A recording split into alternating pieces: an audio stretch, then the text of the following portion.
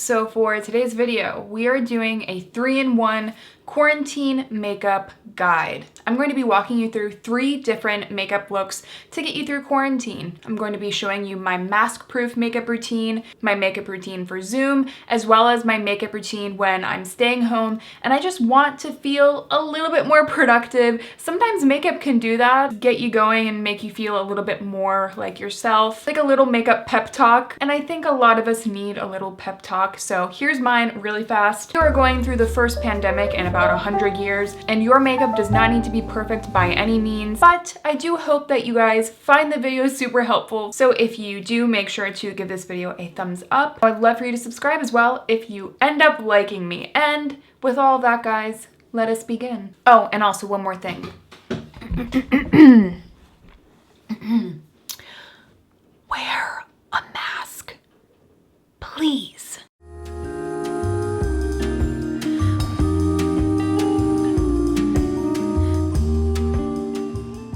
Let's first talk about mask-proof makeup. This is a question I get a lot on my channel. The first thing with mask-proof makeup is to go in with a base that will hydrate your skin, it's going to prep your skin, but you really don't want anything too emollient. You really don't want your foundation slipping and sliding all around. Also, look at your skincare. If you find that your foundation is moving around a lot, it could be because you're going in with a moisturizer that is too emollient. So ideally, look for a primer or a moisturizer that is hydrating, but it sinks into the skin. Or look for a primer or a moisturizer product that is going to leave your skin with a little bit of tack. One of my favorite skincare products to give me a little bit of a tacky finish is the Kosas Snail Mucin Power Essence, and I'm going to use a little bit of that today. I'm almost out.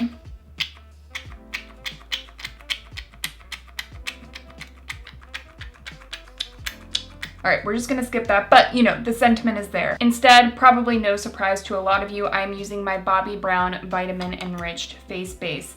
This is a very beautiful product because your makeup is going to lay nicely on top of it, but it sinks in. So everything is not going to go slip sliding all around. Feel free to use your fingers, but I am using a non-dampened sponge, and I also will be doing the same thing when we go into foundation, which I guess it is already time for foundation. That actually helps avoid you from adding more emollients or more moisture to your foundation, which could end up making the foundation break up over time. Obviously, we need to go in with something that is more transfer proof and transfer resistant, but being that I have dry skin, I also don't want my skin to look really dried out. So I really enjoy the Your Skin But Better foundation and skincare. I have an entire video on this one. This is really good if you just want a light to medium coverage that looks like skin, but doesn't feel like a lot of makeup on the skin. I also love the L'Oreal Fresh Wear. If you're on a budget, that is a great transfer proof foundation that still looks like skin. But today I'm going to go in with the Bare Minerals Bare Pro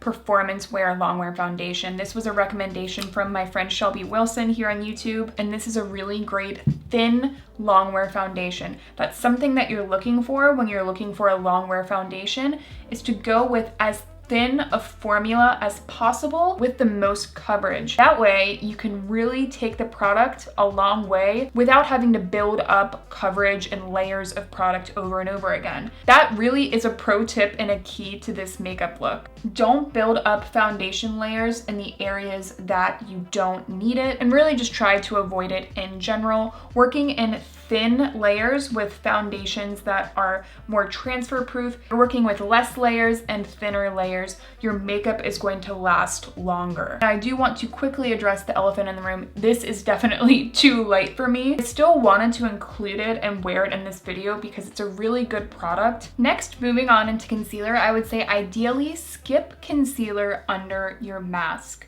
or go in with a very thin budge-proof concealer. But for me, I prefer to use concealer at all because I do find that, again, the more layers that I'm using, the more my makeup tends to come off on the mask. For under the eyes, going in with something that is more thin and transfer proof is a good way to go, especially if you're wearing a mask that really catches the under eye area. That's really going to depend on your face shape as well. But what I like to do personally for my face is go in with a more hydrating concealer. I feel like our under eyes are not an area that we take care of. Skin is so thin and it becomes very easy to see a lot of fatigue under the eyes. So I like to go in with my Kosas Revealer Concealer. This is really an all-around excellent concealer. It will brighten the under eyes, it will look hydrating under the eyes, but it lasts a really long time. Next, we need to go in and set the makeup. Now the foundation honestly does not feel like anything on my skin because it's so thin, but powder will absolutely help with the transfer of product. So what I like to do is go in with my RCMA No Color Powder. This is a really beautiful powder because it doesn't look like a lot of powder on the skin. It's really important for me being someone with dry skin. My next pro tip is to don't go overboard with the powder. Piling on the powder will probably make things worse. Maybe it'll help with the transfer of makeup to the mask, but what you'll be left with is a really powdery, cakey looking base. So we definitely don't want that. So what I like to do is just take a little bit. You really don't need much powder to begin with.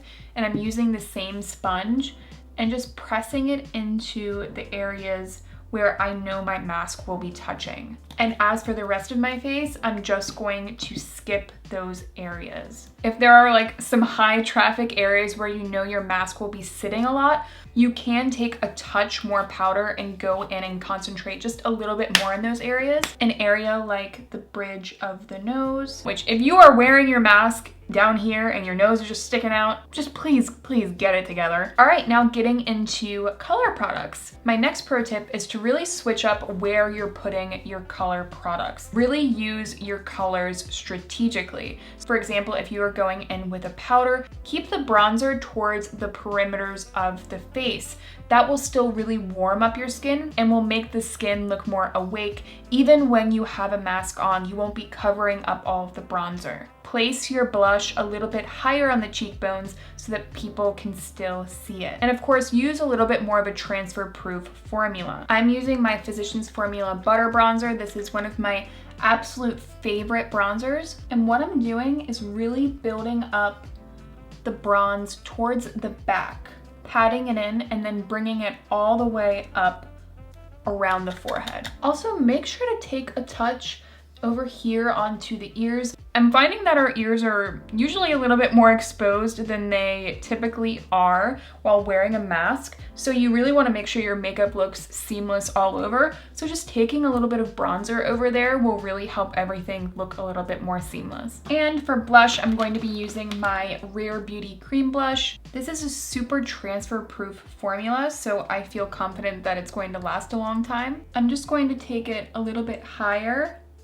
up here than I normally would, just so it peeks out a little bit. And because this is such a pigmented formula, you really don't need much either, which I think contributes to why it's so long lasting. Next, moving on into the eyes, this is the part where you should just have fun. Really play up the eyes and feel free to play up your eye color as well. Because I have green eyes, I'm going to go in with more warm kind of brown tones. Those tend to look really good with green eyes. I'm just going to use my Rituelle Decay Ash and Ember Eye Soot in Love Spell. Give my eyes a little bit of color and a little bit of smoke. Because most of our faces are being covered all day, playing up the eyes is a really good way to still have fun with makeup, but also to kind of bring that definition and that pop just back to our faces. And to just bring a little bit of extra drama to the eyes, I'm going to go in with the NYX Foil Play Cream Shadow in the shade Baroque. And again, this is more of a warm tone. It's really going to complement my eye color and just make everything pop. Moving on into brows, if there's one time to not skip doing your brows, I think now is the time if you're wearing a mask. Putting a little bit of definition into the brows is really going to help define the face. Another pro tip I have is to go just a touch deeper with your brow color. That will really help to frame the eyes while you're wearing a mask. And you don't want it to look unnatural, but that added touch of definition really will draw attention to the eyes. And next, moving on to the lips, I would say that lip liners are your friend. They definitely tend to be a little bit more long wearing. You could certainly wear a little bit more of a matte lipstick, but for me, I find that lip liners actually last a little bit longer because the formula tends to be even more thin than a more transfer proof lipstick. It doesn't look as drying. My favorite is the Charlotte Tilbury Lip Cheat in the shade Pillow Talk. And lastly, even though this definitely was not supposed to be lastly, I'm going to curl my lashes and go in with my Essence Lash Princess Mascara. This is another really beautiful lengthening mascara, but it also has a lot of volume, so it's really going to draw attention to the lashes, make them look super fluttery and fanned out. Lastly, use an alcohol-based setting spray, something like the All Nighter from Urban Decay. Using this all over the face will definitely help to secure your makeup, but also try spraying a little bit into your mask. Don't spray too much because you don't want to be breathing that in, but just spraying a light touch on your mask, I have found actually kind of works to keep my makeup on. And also something that people don't talk about is look for a mask with a little bit more of a slippy fabric. Of course, use one that makes you feel safe, that is their purpose, but if you can find one with a little bit more of a soft fabric, one with a little bit less friction, I think that choosing the right mask with the right fabric is almost just as important as the products that you put on your face. My very last tip, especially for those of you dealing with maskne, is maybe think about not wearing product in some of the areas where you have acne, and instead going in with some acne pimple patches. These are the ones from Kosas. My absolute favorites are the ones from Peace Out, the Peace Out acne patches. Those will actually heal the active breakouts. It will protect them, it'll absorb any of the gunk inside of the pore, but it will also keep the breakout from getting worse. So I think that they're a great option. And if you're keeping your mask on the entire time that you're out, no one is even going to know that there is a pimple patch under it. I do this all the time, guys. And the last tip is that, you guys, your makeup does not need to be perfect. You are navigating a very, very hard time right now. You are going to be fine. You're gonna look amazing. And let's talk about my favorite Zoom call makeup.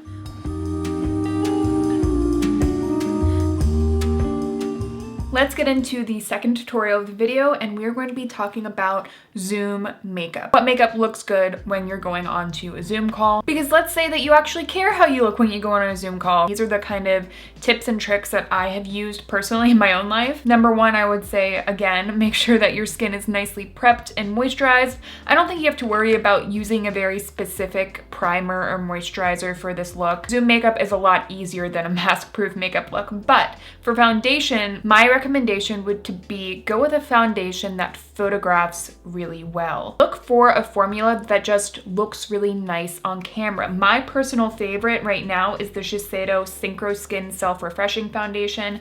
I'm wearing the shade 140 Porcelain. It almost has a touch of a blur and sort of an airbrush effect that translates really beautifully on camera. Something else that I've kind of noticed when I'm staring at my face on a webcam is that my webcam, and everyone's, is going to be different based on, you know, the quality of the image.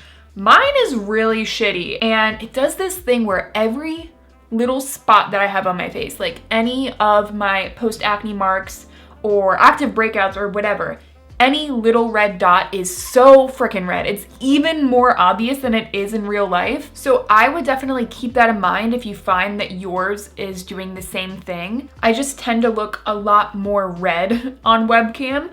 And again, that's gonna depend on the picture quality and the webcam that you have. Mine is just built into my laptop. This is an absolutely gorgeous everyday foundation because you can sheer it out to make it look really natural. You can build it up if you want more coverage. It looks gorgeous in photography, but it looks beautiful in person as well. So the Shiseido Synchro Skin, I mean, you will definitely hear about this in my best of 2019 video. I'm sorry, but if that slip up didn't tell you that I'm really trying to block all of 2020 out of my memory, I don't know what will. Because it is certainly one of my favorite foundations. Next, it's time to do a little bit of a brightening concealer again. I find that I look extra tired on Zoom, and one of the things that I recommend, by the way, this is my Kosas Revealer Concealer, take a look at the lighting that you are using. Lighting is obviously huge when you're dealing with camera work. Natural lighting in front of a big window, if possible, is always your best bet. But you can also sort of trick the eye and trick the camera into your under eyes looking brighter and you looking a little bit more awake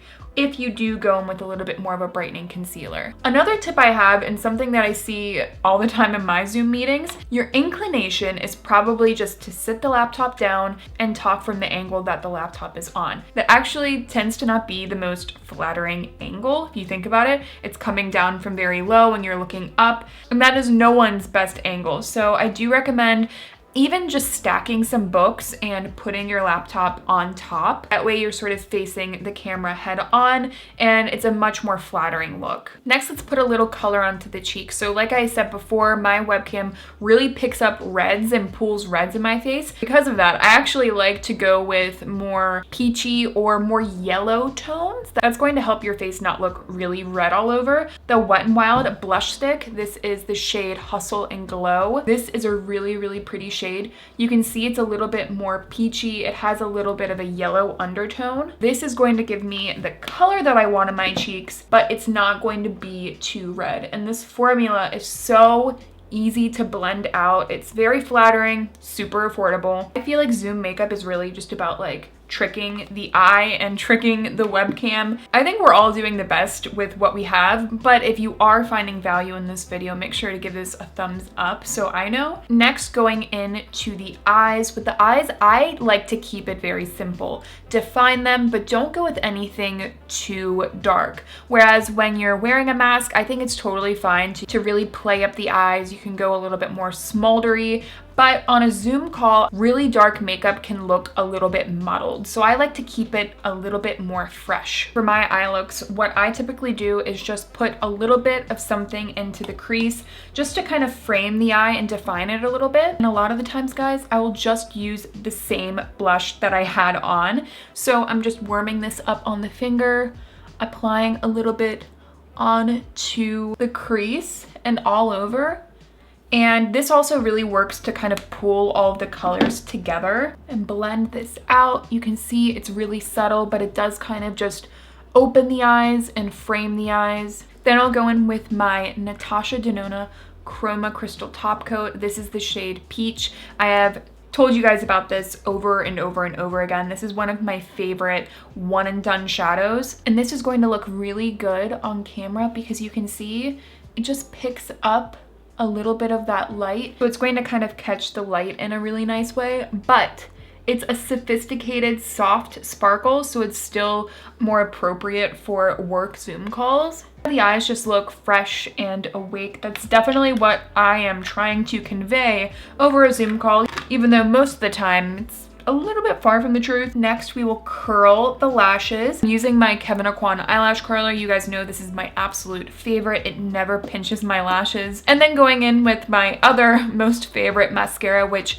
is the CoverGirl Lash Blast Mascara. This is the volume version. And this is a great mascara because I can get a little bit of volume, but it still looks really natural. It's not going to look really heavy or clumpy. And for the brows, what I'm going to do is just put a little bit of a tinted brow gel in them. Putting a little bit of color in the brows is just going to kind of help to redefine the face, especially on camera on a low quality webcam. Now is probably when, if you are dealing with really harsh light, fluorescent light, or if you tend to have more oily skin, I would personally go in with a powder. Again, my RCMA no color powder is one that I would probably use. I know some people tend to look a little bit shinier on webcam, but honestly, I like a touch of glow and I like for my skin to look a little bit more glowy in general, so I tend to skip powder. I don't really want to fuss around with my lip products, so I'm going to go in with my Chapstick Total Hydration Tinted Lip Oil. This is in the shade Subtle Pink. It also feels and looks amazing. Honestly, this is exactly what my lips wanted right now. They were feeling a little bit dry. And this is the completed Zoom makeup look. As far as makeup goes, definitely try to pinpoint the spots that you think might be showing a little bit more redness, and then add back in that color. I think playing with color is really important with webcams. And you might notice that you have to apply a little bit more to make the color show up on camera, but that is normal. I honestly went a little bit light-handed with the blush. But yeah, super simple, very fresh, and very easy. So now let's go into the makeup look that I would recommend when you just don't feel like putting on makeup, but you think it might help you feel a little bit more awake and a little bit more like yourself.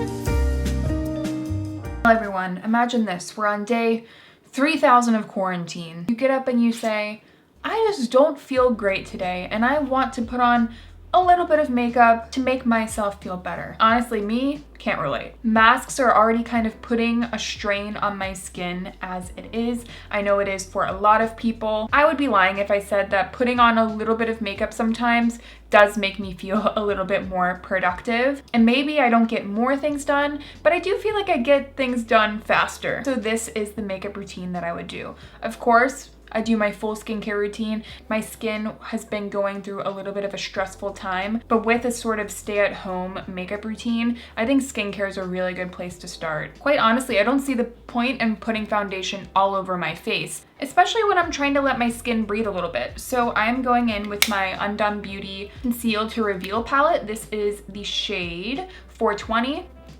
I'm not going to completely cover my entire face with concealer, but I'm just gonna focus it on the areas I get a little bit more red. So I'm gonna put it onto my cheeks, my chin, since I do have a couple of post-acne marks there. And again, what I'm doing is using a concealer that's very hydrating. I don't want anything that is really heavy or feels really heavy on the skin. And you can see that my skin looks good. It looks fresh, it looks awake, but I don't have makeup all over my face, which again, sometimes I just don't want when I'm staying at home. So what I like to do is use the same product on my lips as I will my face. This is actually my new Salt New York palette that I got in the mail, and look at all of these gorgeous shades. I am going to have like a full review up on this pretty soon. This is the shade Peach. Just tap it onto my cheeks. This gives you such a fresh look. They really blend out super seamlessly. So again, I'm just gonna build this up a little bit. I find that blush makes me feel more awake and I just like how it looks. I feel a little bit more fresh. And then I'm just taking it on to the lips as well. I'm then going to take a little bit of my Laneige Lip Glowy Balm. This is actually a pretty similar color to the peach color that we have on. But this is just gonna seal in all the moisture for the day. Because when we're wearing masks, we can't really put on a really thick, occlusive lip balm. I will comb up my eyebrows, give them a little fluff, and I'm not gonna put anything in them. And lastly, we can't forget, makes a huge, huge difference, guys. Just take the extra couple of seconds and curl your lashes. Maybe if I'm feeling really fancy, I'll like take down my hair and give it a little zhuzh. So yeah, guys, those are my sort of 3 quarantine makeup looks. I hope that you guys really enjoyed today's video. Please make sure to give this video a thumbs up if you did find it helpful. Make sure to subscribe if you liked it, and I will see you in my next one.